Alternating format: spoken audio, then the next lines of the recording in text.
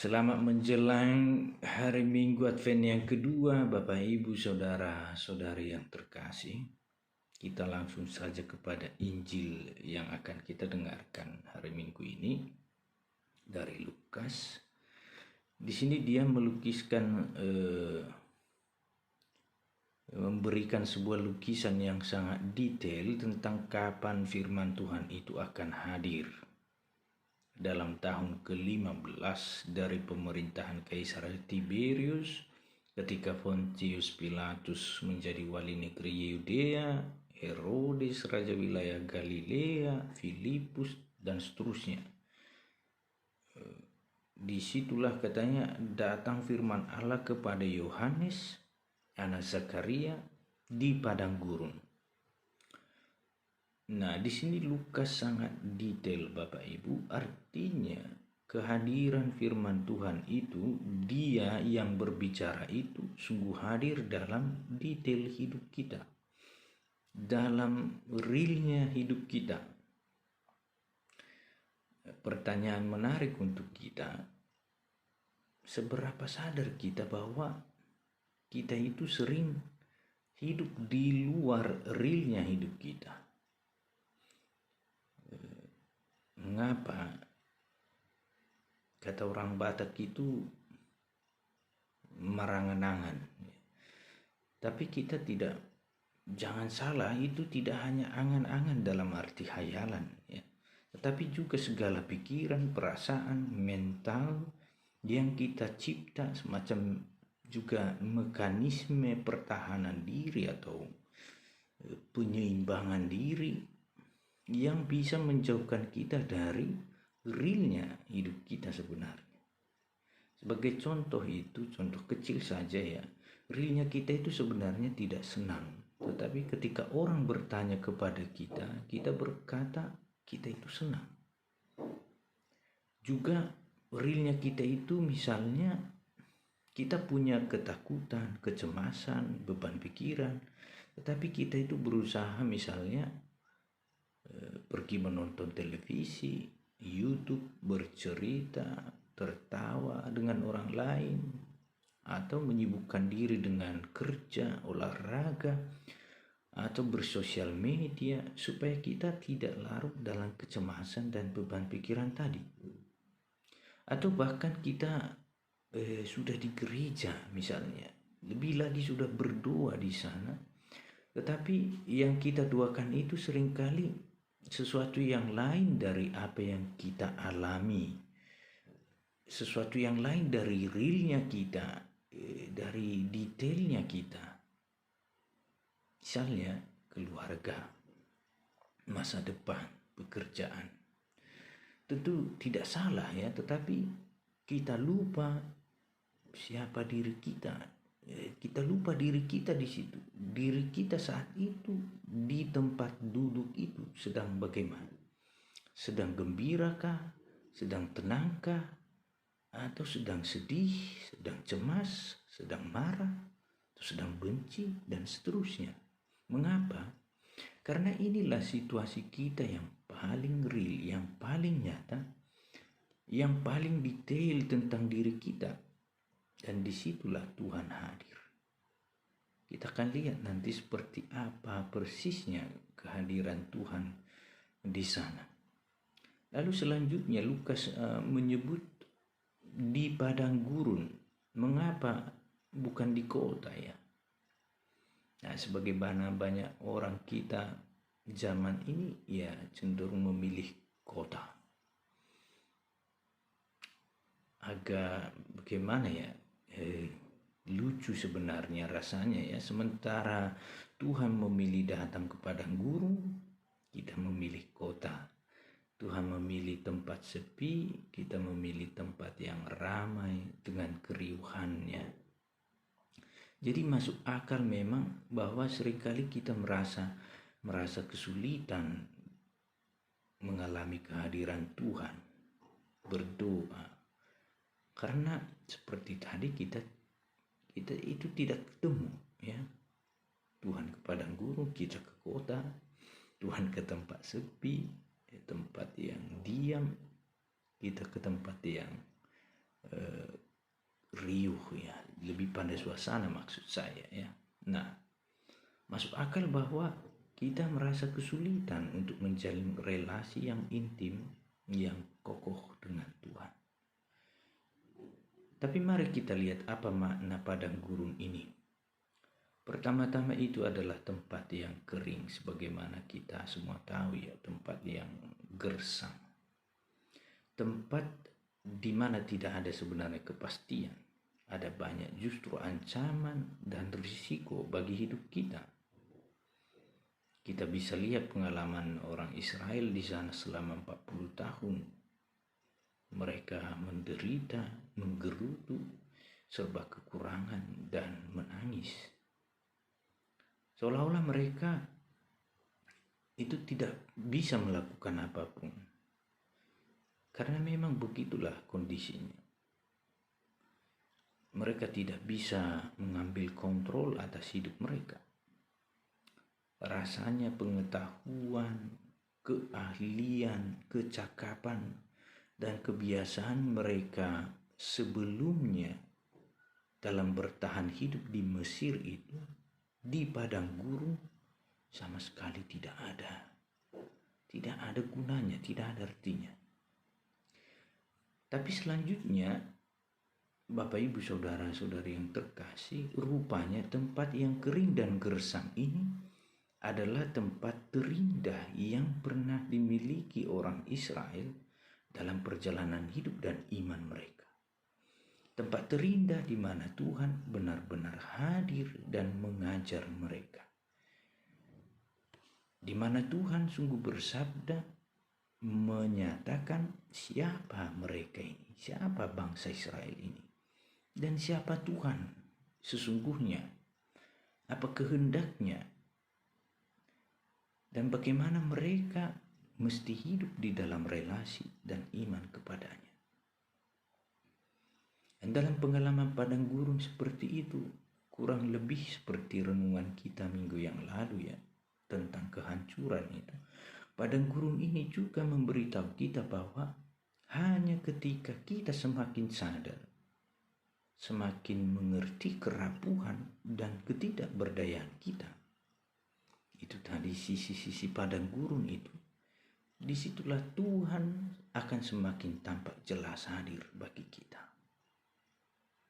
Pertanyaan kita kemudian, di mana sisi-sisi padang gurun ini dapat kita temukan dalam diri kita? Seperti juga saya katakan minggu lalu itu ya, ini kisah biblis ini, gambaran dalam kitab suci ini adalah juga gambaran kisah dunia interioritas kita sendiri. Nah, jadi padang gurun dalam diri kita ini itu adalah kelemahan-kelemahan kita, kekurangan dan dosa-dosa kita.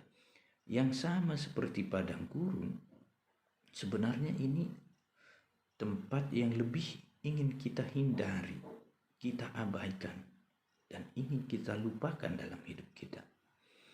Maka sebaliknya, ketika kita sadari itu, kekurangan kita berhadapan dengan orang, dengan situasi tertentu, misalnya di mana mungkin kita langsung marah, ada juga perasaan benci misalnya, atau bahkan dendam, sikap-sikap yang tidak kita sadari, di mana di dalamnya seringkali kita kehilangan kontrol atasnya dan juga atas diri kita sendiri.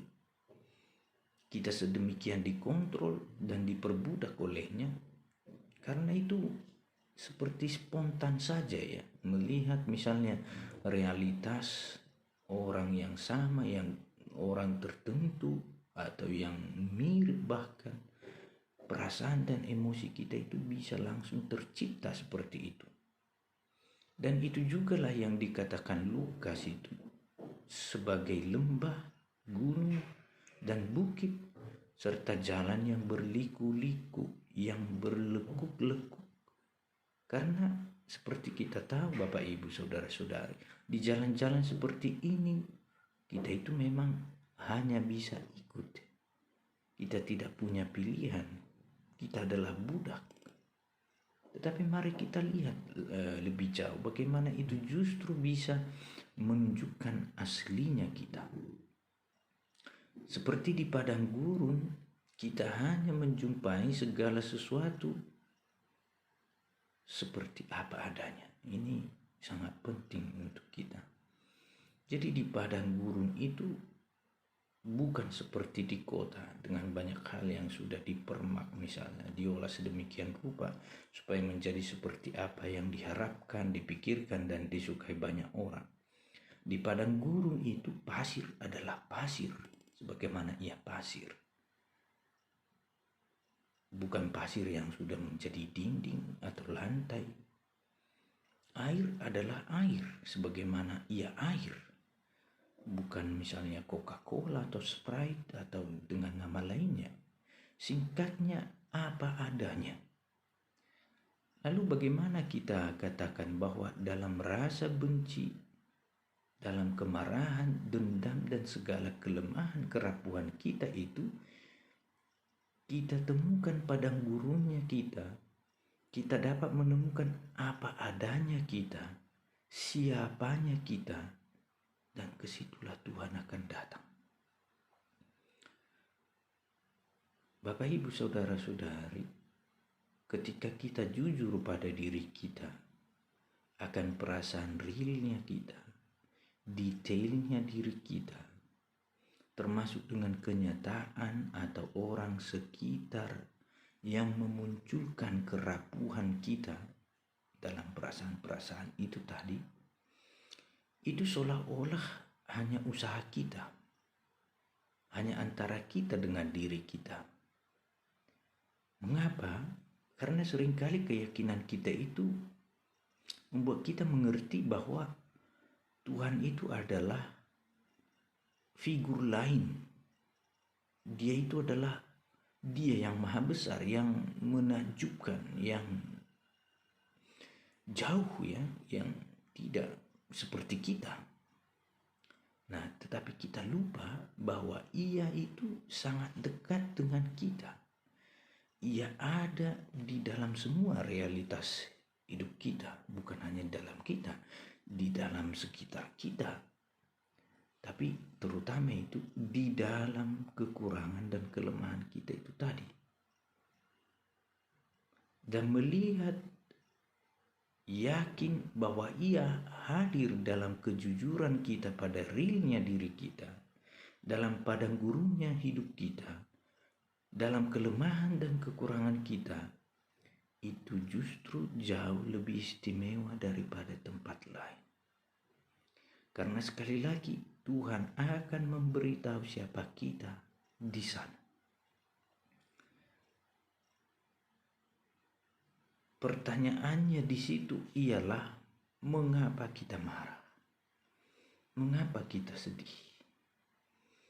Mengapa kita benci berhadapan dengan orang atau kenyataan tertentu? Mengapa kita sulit memaafkan? Mengapa kita sulit misalnya juga fokus belajar dan bekerja?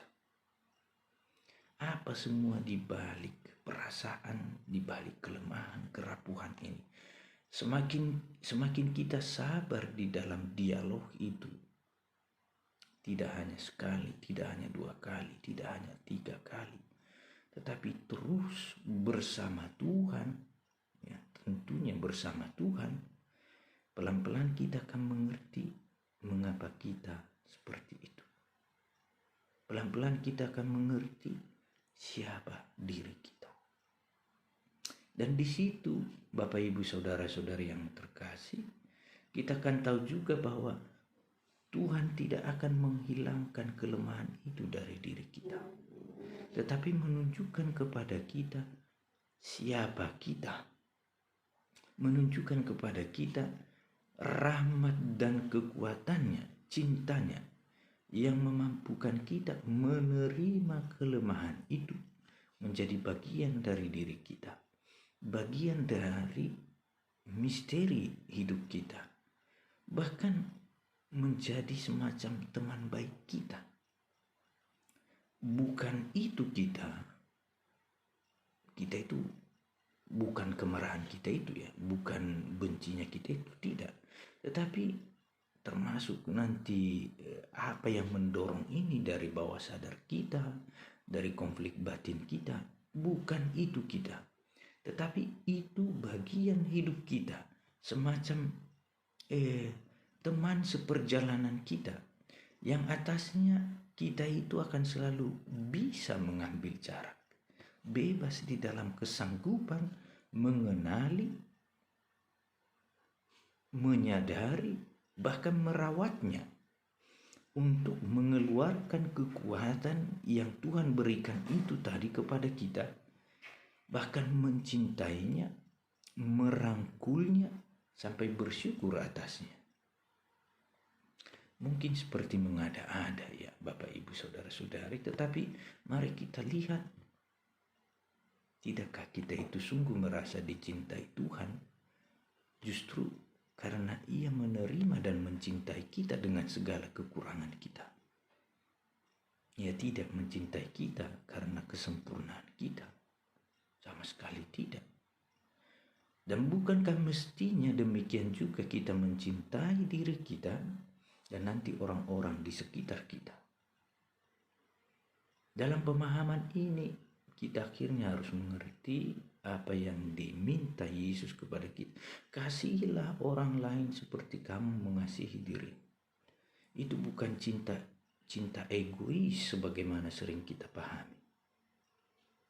Maka sekali lagi Bapak Ibu Saudara-saudari, melalui kelemahan-kelemahan itulah justru kita kenali kekuatan luar biasa yang Tuhan berikan, yang Tuhan tanamkan di dalam diri kita.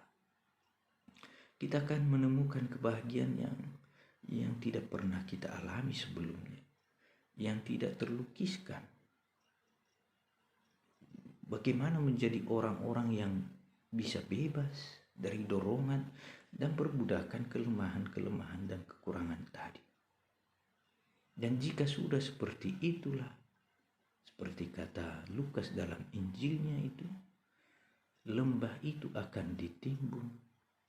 Setiap gunung dan bukit itu telah rata. Yang berliku-liku itu sudah diluruskan, dan yang berlekuk-lekuk itu diratakan. Kita tidak membenci dan menolak kekurangan dan kelemahan itu lagi, tetapi melaluinya kita justru bangga menjadi orang-orang yang telah melihat diri kita apa adanya, melihat indahnya misteri hidup kita di dalam Tuhan, terutama melihat juga, dan ini yang paling indah, melihat juga Tuhan sendiri, merasakan kehadirannya,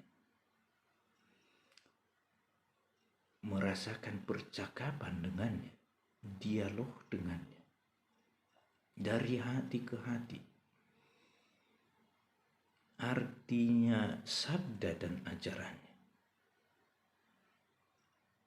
Dan bersama Santo Paulus, kita bersama juga katakan, ketika aku lemah, aku kuat.